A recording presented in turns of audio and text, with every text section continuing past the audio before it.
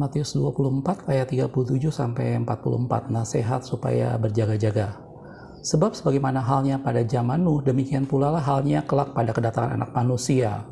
Sebab sebagaimana mereka pada zaman sebelum air bah itu, makan dan minum, kawin dan mengawinkan, sampai kepada hari Nuh masuk ke dalam bahtera, dan mereka tidak tahu akan sesuatu sebelum air bah itu datang, dan melenyapkan mereka semua. Demikian pula lah halnya kelak pada kedatangan Anak Manusia. Ayat 40. Pada waktu itu kalau ada dua orang di ladang, yang seorang akan dibawa dan yang lain akan ditinggalkan. Kalau ada dua orang perempuan yang sedang memutar batu kilangan, yang seorang akan dibawa dan yang lain akan ditinggalkan. Karena itu berjaga-jagalah, sebab kamu tidak tahu pada hari mana Tuhanmu datang. Tetapi ketahuilah ini, jika tuan rumah tahu pada waktu mana pada malam hari pencuri akan datang, sudahlah pasti ia berjaga-jaga dan tidak akan membiarkan rumahnya dibongkar. Sebab itu hendaklah kamu juga siap sedia, karena Anak Manusia datang pada saat yang tidak kamu duga. Oke, shalom, selamat siang. Kita ketemu lagi channel Pelita Kakiku, karena firman-Mu adalah pelita bagi kakiku dan terang bagi jalanku. Ayat yang barusan kita baca adalah bagian pada waktu Yesus menjelaskan tentang peristiwa akhir zaman, yang saya yakin kita semua sudah sangat familiar dengan ayat-ayat ini. Tetapi ada satu bagian yang tadi kita baca tentang bagaimana Yesus menjelaskan bahwa kedatangan Anak Manusia seperti halnya pada zaman Nuh. Mereka kawin dan mengawinkan, dan mereka tidak tahu air bah itu kemudian datang dan melenyapkan mereka. Dan kemudian ada satu bagian di sana yang digambarkan bahwa pada waktu itu kalau ada dua orang di ladang, satu diangkat dan satu dibawa dan satu ditinggalkan. Kalau ada dua orang perempuan yang sedang memutar batu kilangan, maka dibilang satu dibawa dan satu ditinggalkan. Dan ini berbicara soal peristiwa pada saat akhir zaman, yaitu rapture atau pengangkatan, gitu ya. Saya yakin kita semua juga cukup familiar dengan apa itu rapture atau pengangkatan. Tetapi pada video ini saya ingin secara lebih detail membahas tentang peristiwa pengangkatan atau rapture ini, gitu ya. Pada video ini saya akan membagi menjadi 3 bagian. Yang pertama, apa itu peristiwa rapture atau pengangkatan? Apa yang terjadi dengan peristiwa ini? Gitu ya. Di bagian yang kedua, saya akan menjelaskan tentang apa tujuannya sehingga Allah mengizinkan dan terjadilah rapture itu atau pengangkatan. Tujuannya semata-mata untuk apa? Kenapa kita semua harus mengalami pengangkatan atau rapture? Gitu ya. Itu di bagian yang kedua. Dan di bagian ketiga saya akan menjelaskan tentang kapan peristiwa pengangkatan itu terjadi, kapan rapture itu terjadi. Tentunya kalau Anda mengharapkan jawaban dalam bentuk suatu tanggal atau tahun tertentu, tentunya saya tidak akan membahas hal itu. Saya akan membahas peristiwa-peristiwa yang berhubungan dengan peristiwa di mana rapture itu terjadi. Nah, itu nanti dibahas pada bagian yang ketiga. Jelas, saudaraku? Nah, pada video ini kita akan membahas 3 bagian itu tentang hal pengangkatan atau rapture. Pertama adalah apa itu rapture, peristiwa apa yang terjadi pada saat umat Tuhan diangkat. Dan yang kedua, kenapa harus ada pengangkatan, gitu ya. Kenapa pengangkatan ini harus terjadi. Dan yang ketiga adalah kapan waktunya terjadi pengangkatan. Jelas, saudaraku? Sebelum saya membahas lebih jauh mengenai hal ini, saya akan tunjukkan sebuah video. Sebenarnya di YouTube banyak sekali video-video dalam bentuk short movie, video pendek yang dibuat oleh banyak orang untuk mencoba memvisualisasikan tentang peristiwa pengangkatan. Ada yang didasarkan pada Alkitab, ada yang didasarkan dalam bentuk cerita fiksi, gitu ya. Bahkan di Hollywood sendiri dibuat sebuah video yang judulnya Left Behind, gitu ya, untuk menggambarkan pada waktu itu peristiwa-peristiwa pengangkatan yang tentunya dikemas dengan cara yang lebih cerita fiksi, sehingga kelihatannya lebih seru dan menarik. Tetapi pada video ini saya akan menunjukkan sebuah video dari Compass Bible Church, sebuah gereja di California, Amerika, dan dia membuat sebuah video pendek, durasinya kurang lebih 7 menit tentang peristiwa pengangkatan, gitu ya. Tentunya ini semata-mata hanya bentuk visualisasi yang mereka gambarkan dari pembacaan firman Tuhan, seperti itulah peristiwa pengangkatan. Jelas, saudaraku? Kita akan nonton videonya sebentar, saudaraku ya. Are you ready?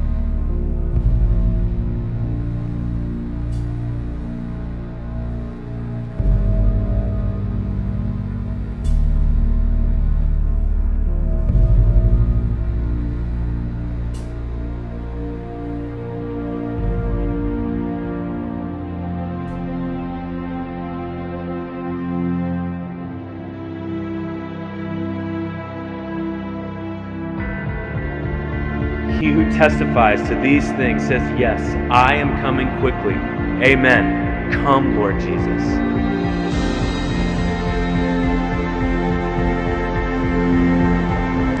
That means he can come back at any moment. He can come back right now.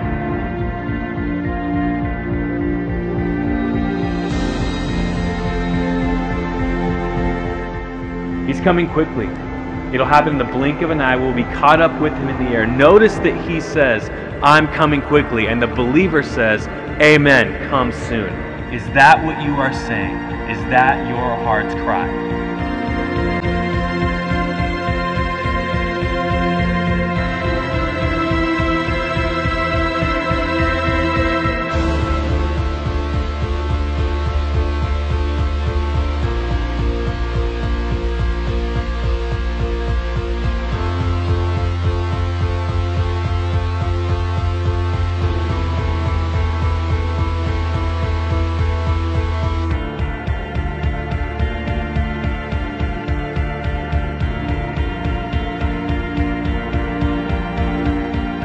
Some people will be left behind. In that moment, when the rapture comes, will you be left behind?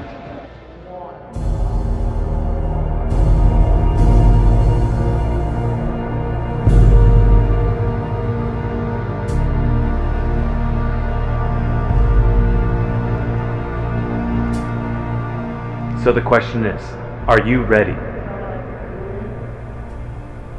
Are you ready?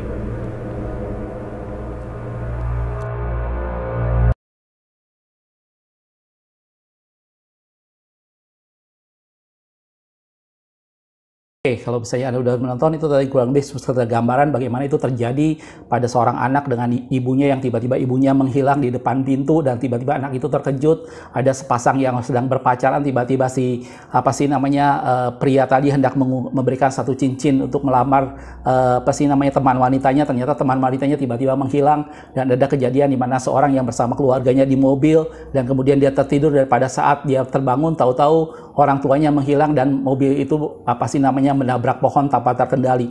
Itu sekedar bentuk dalam firman Tuhan tentang dalam orang visualisasikan tentang bentuk rapture, dan sekali lagi itu hanya gambaran yang dibuat oleh sebuah gereja di Amerika gitu ya, Compass Bible Church. Oke, kita akan masuk bagian yang pertama tentang apa yang terjadi pada saat rapture. Tentunya saya sudah sangat tahu bagaimana pada saat rapture terjadi bahwa tubuh kita diubah menjadi tubuh kemuliaan gitu ya. Kita akan lihat dalam 1 Korintus 15 ayat 51 sampai 52 dikatakan, sesungguhnya aku menyatakan kepadamu suatu rahasia, kita tidak akan mati semuanya, tetapi kita semuanya akan diubah dalam sekejap mata pada waktu bunyi nafiri yang terakhir. Sebab nafiri akan berbunyi dan orang-orang mati akan dibangkitkan dalam keadaan yang tidak dapat binasa, dan kita semua akan diubah. Jadi rapture adalah peristiwa di mana pada waktu itu, pada saat kedatangan Tuhan, maka sebelum Tuhan datang menjejakkan kakinya di bumi, maka Tuhan akan menjemput umat Tuhan di awan-awan, gitu ya. Dan orang yang masih hidup pada waktu itu akan diubah dengan sekejap, dan mereka akan mengenakan tubuh kebangkitan, mereka akan menggunakan tubuh kemuliaan, gitu ya. Tubuh kemuliaan atau tubuh kebangkitan itu seperti halnya yang yang terjadi dengan Yesus pada saat Yesus bangkit. Gitu ya, dia dalam satu kondisi di mana dia mempunyai tulang, dia mempunyai bisa diraba dan segala macam, tetapi dia bisa berada menebus sebuah tembok dan situasi yang seperti kita lihat pada waktu peristiwa kebangkitan Yesus, gitu ya. Dan seperti itulah gambaran tubuh kebangkitan atau tubuh kemuliaan. Dan rapture adalah peristiwa pada saat kedatangan Tuhan yang kedua kali. Sebelum Tuhan datang menginjakkan kakinya di bumi, maka dia akan menjemput terlebih dahulu umatnya. Dan orang yang masih hidup akan diubah dalam sekejap mata, gitu ya. Mereka yang asalnya menggunakan tubuh manusia, tubuh jasmani biasa, akan diubah menjadi tubuh kemuliaan, akan diubah menjadi tubuh sorgawi, gitu ya. Dan dikatakan tadi dalam firman Tuhan, dan kita akan naik dan menjemput Tuhan di angkasa, gitu ya. Dalam 1 Korintus 15 juga, kalau kita lihat ke bawahnya, di atasnya sedikit, ayat 40 sampai 41 dikatakan, ada tubuh sorgawi dan ada tubuh duniawi. Sebab kemuliaan tubuh sorgawi lain daripada kemuliaan tubuh duniawi. Kita tahu bahwa daging dan darah tidak mendapat bagian dalam kerajaan Allah. Apa yang binasa tidak dapat bagian dalam apa yang tidak binasa. Dan tubuh kita tidak bisa berada dalam satu kondisi dengan yang tidak binasa, sehingga tubuh kita harus diubah. Dan dikatakan itulah tubuh kemuliaan atau tubuh sorgawi. Gitu ya. Dan lanjutannya Paulus menjelaskan bahwa kemuliaan matahari lain daripada kemuliaan bulan. Dan kemuliaan bulan lain daripada kemuliaan bintang-bintang. Dan kemuliaan bintang yang satu berbeda dengan kemuliaan bintang yang lain. Dan itu menggambarkan seperti itulah tubuh kemuliaan, gitu ya. Jadi ada beberapa peristiwa mungkin kalau kita lihat dalam firman Tuhan, pada saat Yesus bangkit, kemudian ada beberapa muridnya, waktu Yesus menampakkan diri, mereka tidak mengenalinya, gitu ya. Tetapi kemudian pada saat mulai bercakap-cakap, akhirnya mereka mengetahui bahwa itulah Yesus. Gitu ya. Dan saya bisa bayangkan itu bukan semata-mata karena mereka tidak mengenal bahwa itu Yesus, tetapi yang nampak dalam visual mata mereka itu suatu tubuh yang berbeda, gitu ya. Mungkin akan nampak lebih tinggi, akan nampak mungkin yang sebelumnya, mungkin kalau ada orang yang mukanya kurang halus akan nampak lebih halus, mungkin yang hidungnya kurang mancung akan nampak lebih mancung, dan macam-macam, saudaraku. Bahkan manusia, teknologi ilmu pengetahuan berhasil membuat operasi plastik yang bisa mengubah tampilan wajah seseorang sehingga nampak lebih cantik, nampak lebih ganteng dan seperti itu. Dan saya percaya bahwa tubuh kemuliaan jauh dari itu semua, gitu ya. Jauh lebih indah, jauh lebih menarik dari semuanya itu, gitu ya. Jadi kalau Anda dan saya, Anda merasa bahwa penampilan wajah Anda kelihatannya kurang maksimal, tidak usah khawatir, saudaraku, tetap dekat dengan Tuhan, dan pada saatnya Allah akan memberikan pada kita tubuh kemuliaan dan mengubah itu semua, dan kita akan mengenakan sesuatu yang tidak dapat binasa, yaitu tubuh sorgawi tadi. Gitu ya. Jadi itulah peristiwa rapture. Pada saat Tuhan datang, maka kalau kita yang masih hidup, maka Tuhan akan ubah dan kita akan mengenakan tubuh kemuliaan dan kita akan naik dan bertemu Tuhan di angkasa. Gitu ya. Saya yakin hal ini menjadi sesuatu yang ada dan kita sama-sama mengerti. Gitu ya. Dalam 1 Korintus 15 juga ayat yang ke-50 dikatakan, saudara-saudara, inilah yang hendak kukatakan kepadamu, yaitu bahwa daging dan darah tidak dapat bagian dalam kerajaan Allah. Itulah sebabnya harus ada rapture. Gitu ya, harus ada proses di mana tubuh manusia jasmani kita diubah menjadi tubuh sorgawi. Gitu ya. Tidak dapat bagian dalam kerajaan Allah, dan bahwa yang binasa tidak mendapat bagian dalam apa yang tidak binasa.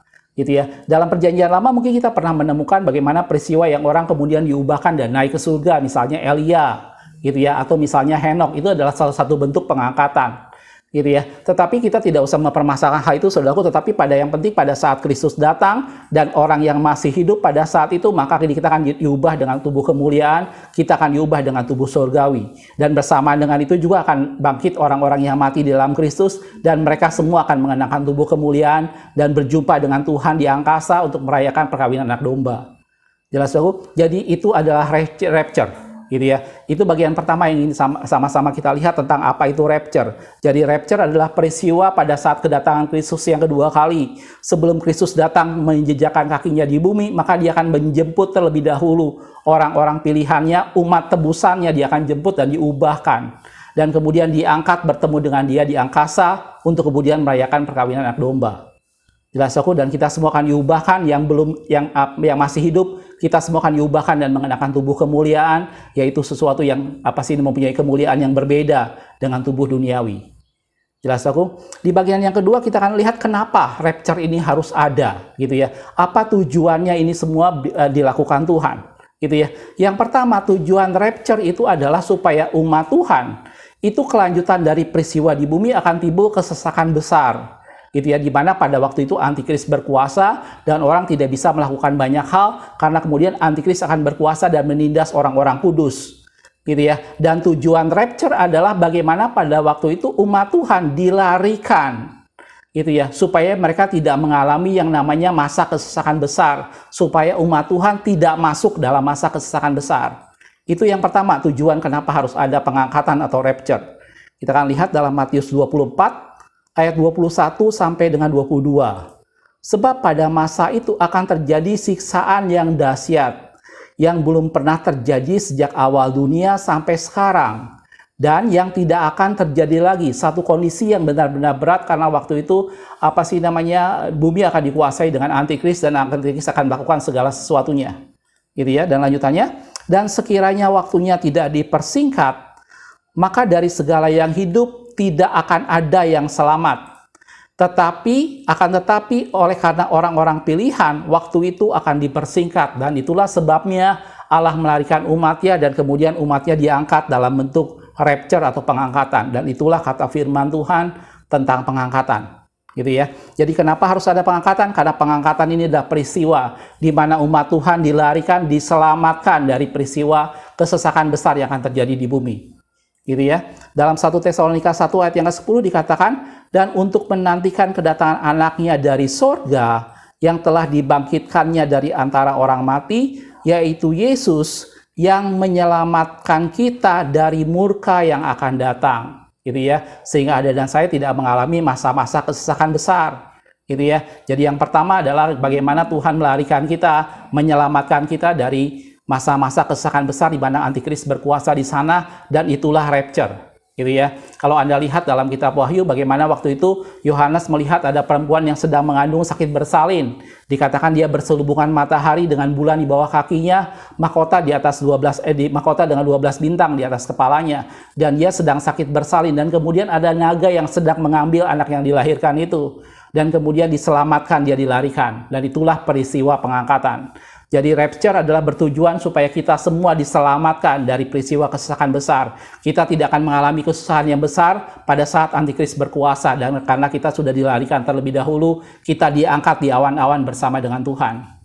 Jelas, itu yang pertama tujuan kenapa harus ada rapture. Yang kedua, pada saat kita diangkat, kita akan menghadiri, kita akan datang, dan kita akan merayakan perkawinan anak domba. Gitu ya. Jadi tujuan yang kedua kenapa harus ada pengangkatan, supaya Anda dan saya, kita bisa ada pada perkawinan anak domba. Gitu ya. Kita lihat dalam 1 Tesalonika 4 ayat 16 sampai 17 dikatakan seperti ini. Sebab pada waktu tanda diberi, yaitu pada waktu penghulu malaikat berseru dan sangkakala Allah berbunyi, maka Tuhan sendiri akan turun dari surga, dan mereka yang bangkit dalam Kristus akan lebih dahulu bangkit. Sesudah itu kita yang hidup yang masih tinggal akan diangkat bersama-sama. Ini peristiwa rapture-nya. Bersama-sama dengan mereka dalam awan menyongsong Tuhan di angkasa. Demikianlah kita akan selama-lamanya bersama-sama dengan Tuhan. Dan kemudian kita akan merayakan pesta perkawinan anak domba. Gitu ya. Dalam Wahyu 19 ayat 6-7 dikatakan, lalu aku mendengar seperti suara himpunan besar orang banyak, seperti desau air bah, dan seperti deru guruh yang hebat, katanya, haleluya, karena Tuhan Allah kita yang maha kuasa telah menjadi Raja. Marilah kita bersukacita dan bersorak-sorai dan memuliakan Dia. Karena hari perkawinan anak domba telah tiba dan pengantinnya telah siap sedia. Jadi dengan kata lain, rapture adalah peristiwa bagaimana Tuhan menjemput gerejanya, Tuhan menjemput pengantinnya, dan hadir pada perkawinan anak domba. Dan itulah tujuannya kenapa ada rapture.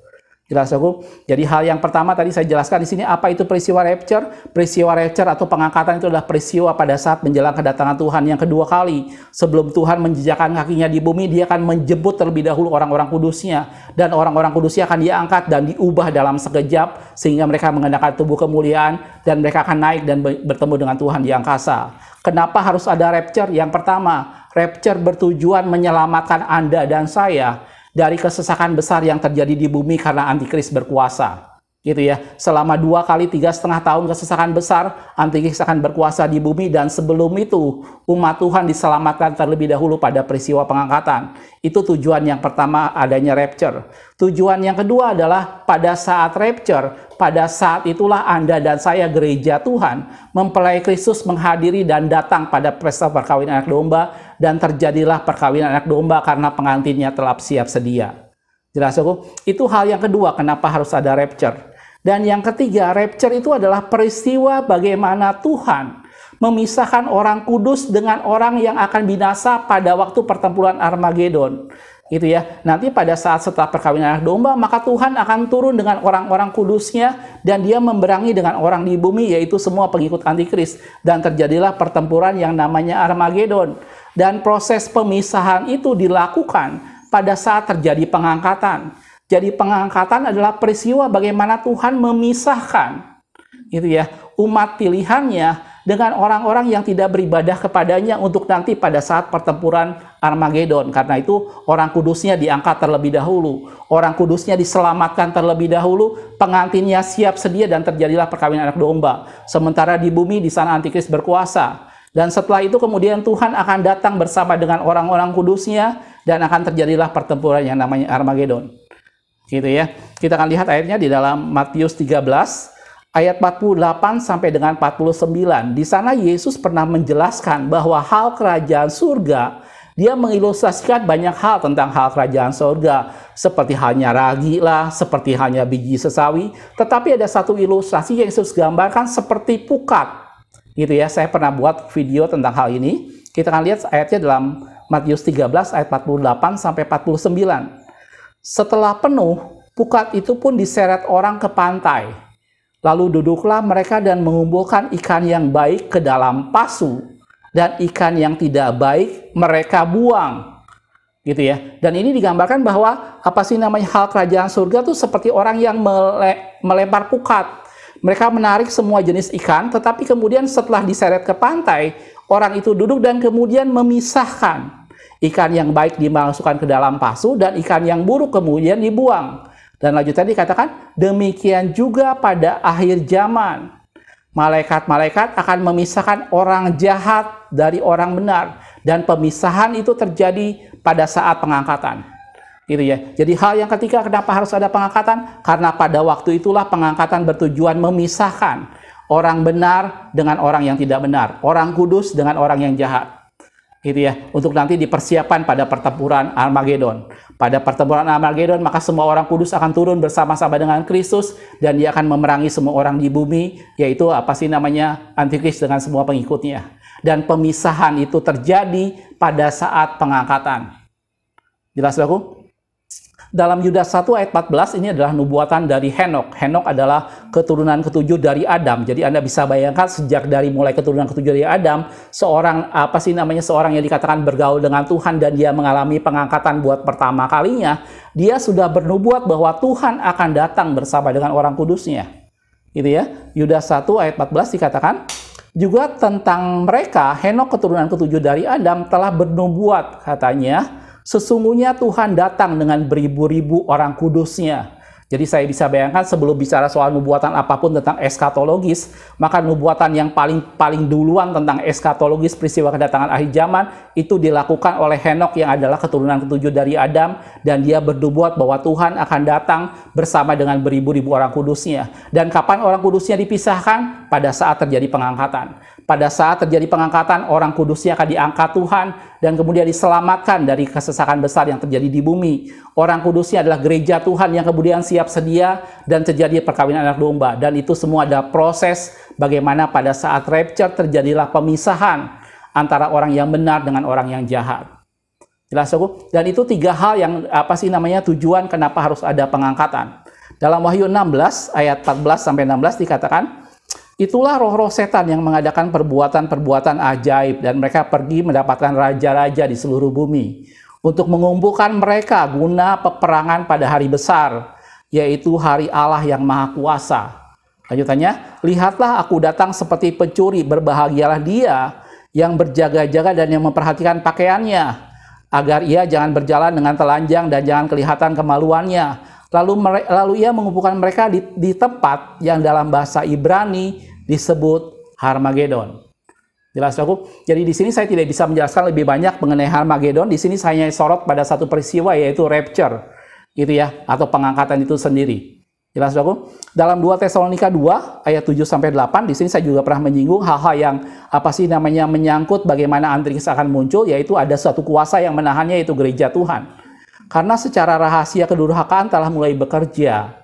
Tetapi sekarang masih ada yang menahannya. Kalau yang menahannya itu telah disingkirkan, yaitu gereja Tuhan, pada waktu itulah si pendurhaka baru menyatakan dirinya. Tetapi Tuhan Yesus akan membunuhnya dengan nafas mulutnya dan akan memusnahkannya kalau ia datang kembali. Dan itu terjadi pada peristiwa Armageddon. Yesus datang dengan orang-orang kudusnya dan dengan nafas mulutnya dia akan menghancurkan si pendurhaka itu. Gitu ya. Dalam Sakaria 14 ayat 3 sampai 5, Kemudian Tuhan akan maju berperang melawan bangsa-bangsa itu. Ini bukan pertempuran secara jasmani, tetapi itu pertempuran manusia di bumi yang menentang Tuhan dengan Allah yang datang dari sorga bersama orang kudusnya. Seperti ia berperang pada hari pertempuran, pada waktu itu kakinya akan berjejak di Bukit Zaitun yang terletak di depan Yerusalem di sebelah timur. Bukit itu akan terbelah dua dari timur ke barat sehingga terjadi suatu lembah yang sangat besar. Setengah dari bukit itu akan bergeser ke utara dan setengah lagi ke selatan.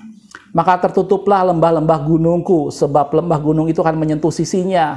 Kamu akan melarikan diri seperti yang pernah melarikan diri, seperti kamu pernah melarikan diri karena gempa bumi pada zaman Usia Raja Yehuda.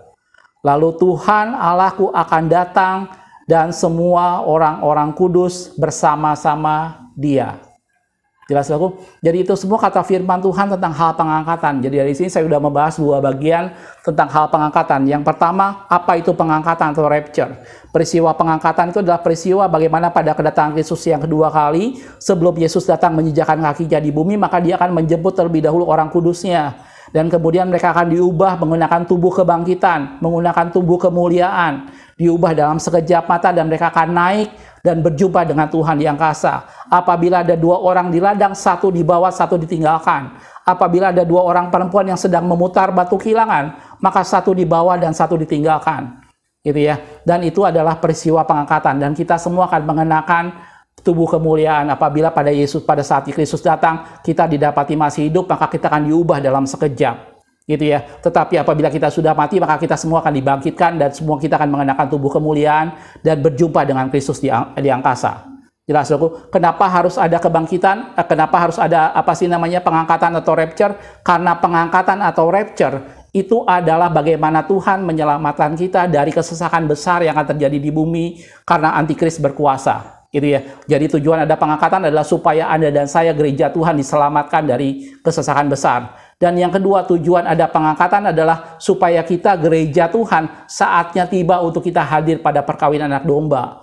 Gitu ya. Dan itu terjadilah perkawinan anak domba karena pengantinnya telah siap sedia. Gereja Tuhan didapati sempurna, umat Tuhan didapati tanpa cacat atau kerut atau yang serupa itu. Gitu ya. Dan yang ketiga, rapture adalah tujuan ada rapture adalah supaya pada waktu itu Allah melakukan pemisahan antara orang kudus dengan orang yang tidak benar, antara orang-orang yang beribadah kepada Tuhan dengan orang yang tidak beribadah kepada Tuhan. Dan rapture itu adalah sarana, itu adalah kejadian di mana Allah memisahkan itu semua. Sebab hal kerajaan surga itu seperti seorang nelayan yang melempar pukat dan menarik semua jenis ikan, tetapi kemudian dia duduk dan memisahkan yang baik dan yang buruk. Dan itulah terjadi pada saat pengangkatan. Jelas aku? Dan ini semua tujuannya adalah mempersiapkan gereja Tuhan yang kemudian akan datang kembali, mempersiapkan orang kudus yang akan datang kembali bersama-sama dengan Kristus, dan kemudian terjadilah pertempuran Armageddon. Jelas aku? Itu dua hal yang pertama yang kita akan lihat, yang sudah kita lihat sama-sama mengenai peristiwa pengangkatan atau rapture. Oke, kita masuk bagian ketiga mengenai kapan rapture ini terjadi, kapan pengangkatan ini terjadi. Nah, ini seringkali yang banyak mengusik orang. Seringkali orang mencari-cari kapan waktunya, gitu ya, pengangkatan itu terjadi, gitu ya. Orang mulai mencerna, orang mulai menghitung-hitung dari kitab Daniel, dari kitab Wahyu, menghitung tanggal dan masa, dan kemudian dihitung untuk mulai memperkirakan kapan peristiwa pengangkatan ini terjadi. Seringkali kalau kita bicara pengangkatan, orang lebih concern, orang lebih memperhatikan, orang lebih menginginkan mengetahui kapan peristiwa pengangkatan itu terjadi. Itu ya. Saya ingat waktu di awal-awal tahun 2000, kalau Anda lihat peta zaman, sebentar saya akan tunjukkan sebentar peta zaman, saudaraku. Kalau Anda perhatikan peta zaman, maka di lingkaran yang ketiga itu adalah 2000 tahun zaman Roh Kudus, dan menjelang tahun 2000 atau awal-awal tahun 2000 banyak penyelidik Alkitab yang kemudian menghitung-hitung, mencari kapan kira-kira masa pengangkatan, gitu ya. Dan kemudian ada beberapa orang yang kemudian akhirnya menyimpulkan bahwa pengangkatan itu akan terjadi sebelum tahun 2020. Dan sekarang sudah tahun 2022. Gitu ya. Dan itu semua yang menjadi sesuatu yang orang seringkali cari-cari kapan peristiwa pengangkatan ini. Gitu ya. Nah, pada bagian ini saya akan menjelaskan kapan itu peristiwa pengangkatan. Tentunya di awal saya sudah jelaskan bahwa saya tidak akan ngomong mengenai tanggal, bulan, dan tahun. Karena kita semua tidak tahu kapan Kristus datang. gitu ya. Tetapi kita akan lihat bahwa peristiwa pengangkatan selalu berhubungan dengan peristiwa kesesakan besar, selalu berhubungan dengan peristiwa di mana antikris berkuasa, gitu ya. Dan itu kita bicara soal Great Tribulation, kesesakan besar yang akan terjadi di bumi, gitu ya. Kita akan lihat sebentar peta zaman yang sering kita lihat di beberapa video, saya pernah jelaskan juga, atau beberapa di internet juga sangat banyak, gitu ya. Kita akan lihat sebentar, saudaraku.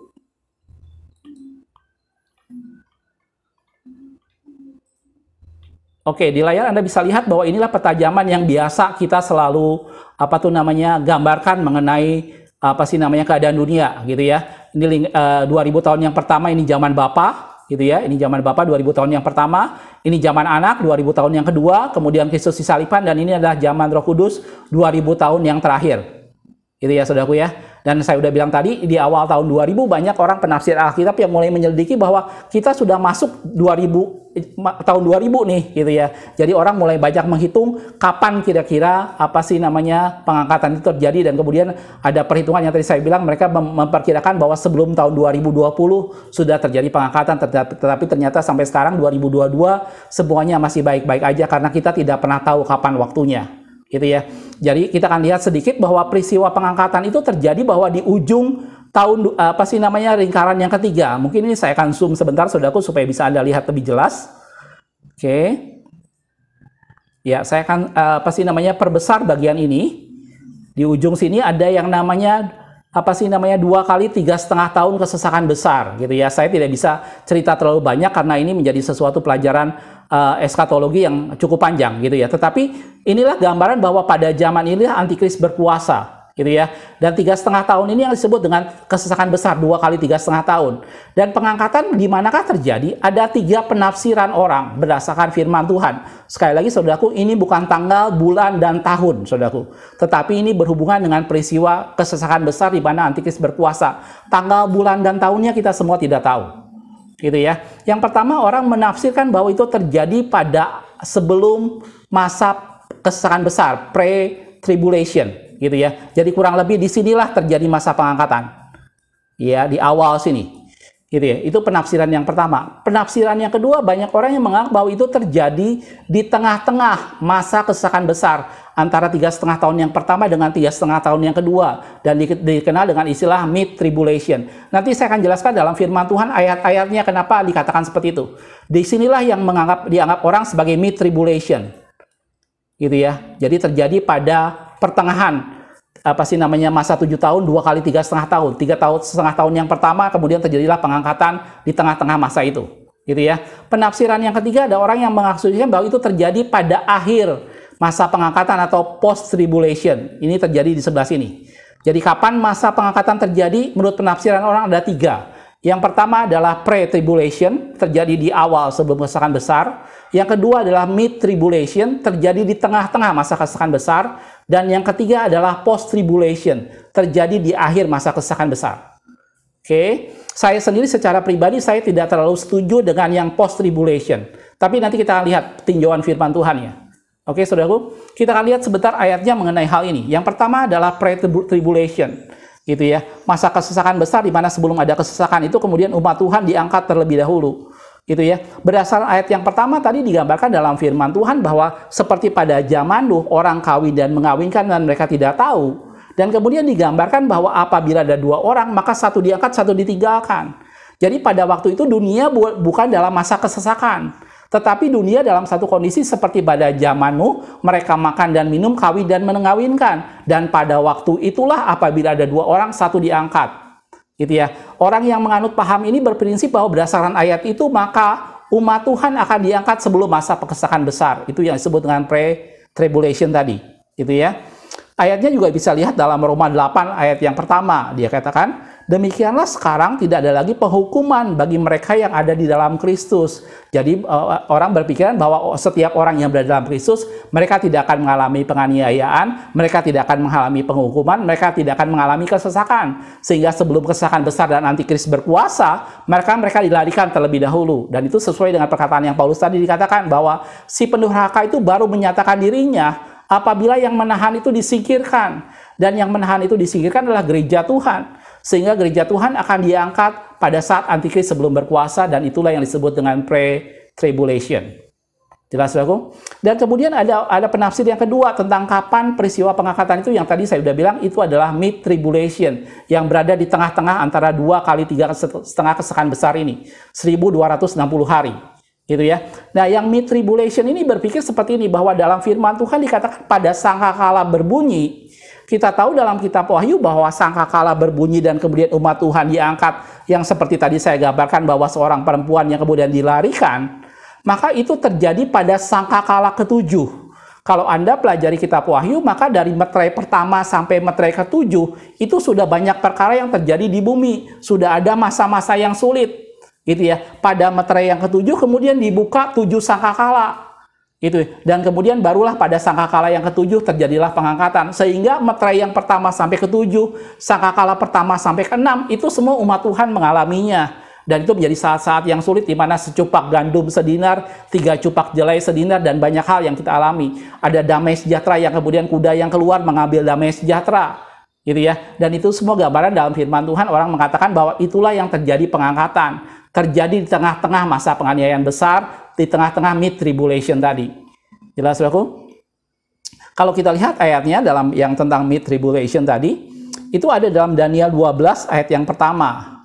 Pada waktu itu akan muncul Mikael, pemimpin besar, dan akan mendampingi anak-anak bangsamu.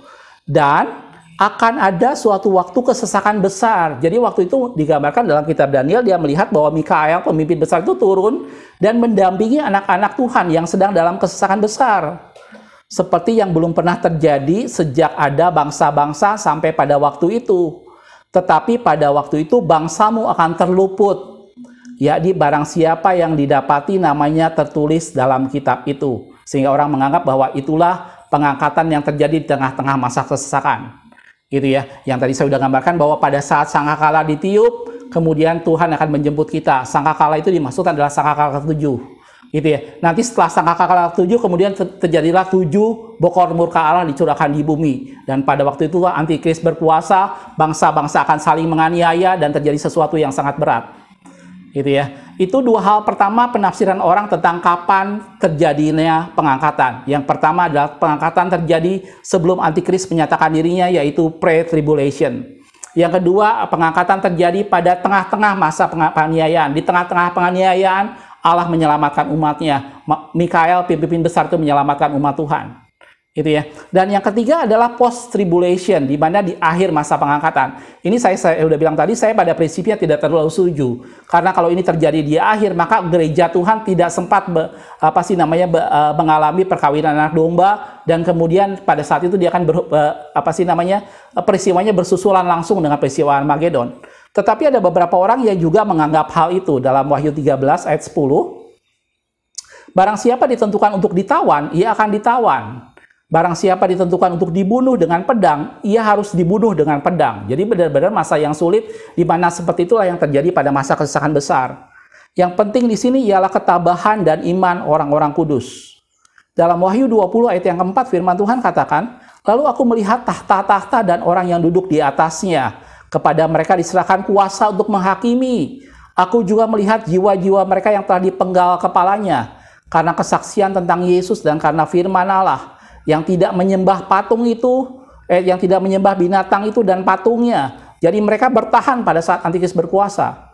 Dan tidak menerima tandanya pada dahi dan tangan mereka. Selanjutnya, dan mereka akan hidup kembali dan memerintah sebagai raja bersama-sama dengan Kristus untuk masa 1000 tahun. Gitu ya. Dalam firman Tuhan, kita tidak pernah tahu pasti bahwa yang mana yang sesungguhnya akan terjadi, gitu ya. Ini semua masih menjadi satu rahasia. Karena itu saya bilang, kalau kita bicara soal pengangkatan, orang seringkali lebih tertarik mencari tahu kapan peristiwa itu terjadi. Tetapi buat saya bahwa bukan itu yang terpenting, gitu ya. Kita tidak pernah tahu pasti bahwa itu terjadi sebelum masa kesesakan, di tengah-tengah masa kesesakan, atau di akhir masa kesesakan. Kita semua tidak tahu kapan itu terjadi. Justru yang terpenting kalau kita bicara pengangkatan, kita harus mengerti bahwa saatnya akan datang, bahwa sebelum Tuhan datang, dia akan menjemput gereja Tuhan, dan gereja yang siap akan diubah dalam sekejap, dan dia akan mengenakan tubuh kemuliaan. Dan itu adalah peristiwa pengangkatan. Apabila ada 2 orang, 1 diangkat dan 1 ditinggalkan. Dan pengangkatan ini semata-mata bertujuan untuk menyelamatkan kita dari kesusahan besar, menyelamatkan kita dari antikris yang berkuasa di bumi. Pengangkatan itu bertujuan juga untuk supaya gereja Tuhan hadir sebagai mempelai, sebagai pengantin yang siap sedia pada perkawinan anak domba. Dan pengangkatan adalah media, itu adalah cara Allah memisahkan orang benar dengan orang yang tidak benar, untuk dipersiapkan nanti pada pertempuran Armageddon. Jelas aku, kapan peristiwa pengangkatan kita tidak pernah tahu. Ada orang yang menafsirkannya sebelum penganiayaan besar, ada orang yang menafsirkannya di tengah-tengah masa penganiayaan besar, dan pada akhir masa penganiayaan besar. Jelas aku, itulah kurang lebih kata firman Tuhan, what Bible says about rapture. Apa sih Alkitab katakan tentang pengangkatan, gitu ya. Di sini saya tidak akan memberikan penafsiran apa-apa, saya tidak akan berbicara mengenai tanggal, masa, dan waktu tertentu tentang pengangkatan. Tetapi mari Anda dan saya mengerti bahwa kedatangan Tuhan itu semakin dekat dan kita harus mempersiapkan diri sebaik mungkin. Gitu ya. Dari video yang tadi kita tunjukkan, atau Anda bisa nonton video-video lain di YouTube tentang orang memvisualisasikan tentang pengangkatan, ini menjadi sesuatu di mana pada saat itu Tuhan menjemput gerejanya, di mana pada saat itu Tuhan akan datang menjemput umatnya, dan umat yang kedapatan siap sedia, umat yang kedapatan tetap setia, itu akan dijemput dan diubahkan dalam sekejap dan bertemu dengan Dia di angkasa. Gitu ya. Celakalah Anda dan saya yang kemudian tertinggal, karena kita akan masuk dalam masa kesesakan besar di mana antikris akan berkuasa di sana. Gitu ya. Bagian kita bukan mencari kapan itu semua terjadi, tanggal berapa, bulan berapa, tahun berapa. Bukan itu yang terpenting, saudaraku, tetapi yang terpenting adalah bagaimana Anda dan saya hidup semakin dekat pada Tuhan dan semakin mempersiapkan diri, dan kita semakin mengerti bahwa saatnya semakin dekat Tuhan akan datang menjemput Anda dan saya. Dan mari persiapkan diri. Dan Yesus memberikan gambaran tentang 5 perempuan bijaksana dan 5 perempuan bodoh, yang saya yakin Anda dan saya sudah sangat familiar dengan perumpamaan itu. Dan itu menjadi gambaran seperti itulah Anda dan saya harus berjaga-jaga, karena kita tidak pernah tahu waktunya kapan mempelai itu datang. Gitu ya. Dan biarkan pada saat mempelai itu datang, kita kedapatan siap sedia, kita kedapatan tetap setia, kita kedapatan tetap beriman penuh pada Tuhan. Gitu ya, saudaraku. Sebagai yang terakhir, kita akan lihat dalam firman Tuhan. Di dalam Wahyu 22 ayat 20 dikatakan, Ia memberi kesaksian tentang semuanya ini, berfirman, ya, aku datang segera. Amin. Datanglah Tuhan Yesus. Dia berjanji seperti Dia naik ke surga, Dia akan datang kembali. Gitu ya. Dan kita percaya bahwa Yesus akan mengenapi janjinya, dan kita sudah melihat banyak tanda-tanda zaman di sekitar kita, bagaimana kedatangan Yesus sudah semakin dekat, dan rapture menjadi harapan kita, bagaimana Tuhan mengubah kita dan kita bertemu dengan Tuhan di angkasa. Jelas aku, mari persiapan diri Anda sungguh-sungguh, kita semua mari bersekutu dengan Tuhan lebih dekat, mari hidup kudus dan benar di hadapan Tuhan. Saatnya akan datang di mana saat yang kita tidak duga-duga, pada saat itulah Kristus datang, gitu ya. Berapa hari yang lalu saya nonton sebuah video, ada orang yang kemudian menafsirkan beberapa bulan ini dia membuat video dan menafsirkan kurang lebih 30 tahun lagi Kristus akan datang, dan kita semua tidak tahu, saudara. Gitu ya. Bahkan tadi dikatakan seperti pada zaman Nuh, pada saat mereka kawin dan mengawinkan, mereka tidak tahu kalau air bah itu datang, tetapi semuanya terjadi dan air bah itu datang. Dan seperti itulah kedatangan Anak Manusia. Jelas cukup? Melalui video ini sama-sama saya ingin sama-sama untuk kita mengingatkan sama-sama bahwa Kristus sudah akan datang kembali. Kedatangan Kristus akan semakin dekat, dan mari persiapan diri Anda masing-masing. Mari persiapan diri kita baik-baik. Tidak masalah kapan Kristus datang. Firman Tuhan katakan Dia akan datang seperti pencuri. Tidak perlu kita mencari kapan tanggal, kapan waktu, kapan bulannya. Gitu ya. Tetapi setiap saat biar kita tetap siap sedia, setiap saat kita kedapatan setia dan bekerja di ladangnya. Mari lakukan segala sesuatu bagi kemuliaan nama Tuhan. Mari hidup dengan sepenuh hati bagi Tuhan, karena saatnya akan datang kalau Dia menjemput kita, maka kita akan diubahkan dengan sekejap dan kita akan bertemu dengan Tuhan di angkasa. Dengan pengangkatan itu maka kita akan hadir sebagai mempelai Kristus pada perkawinan anak domba. Dengan pengangkatan itu maka kita akan diselamatkan dari segala kesesakan besar. Dengan pengangkatan itu maka kita akan dipisahkan antara orang yang benar dengan orang yang tidak benar. Jelas aku? Mudah-mudahan video ini memberikan pencerahan buat kita semua. Makasih sudah menonton. Kita ketemu di video berikutnya. Tuhan Yesus memberkati.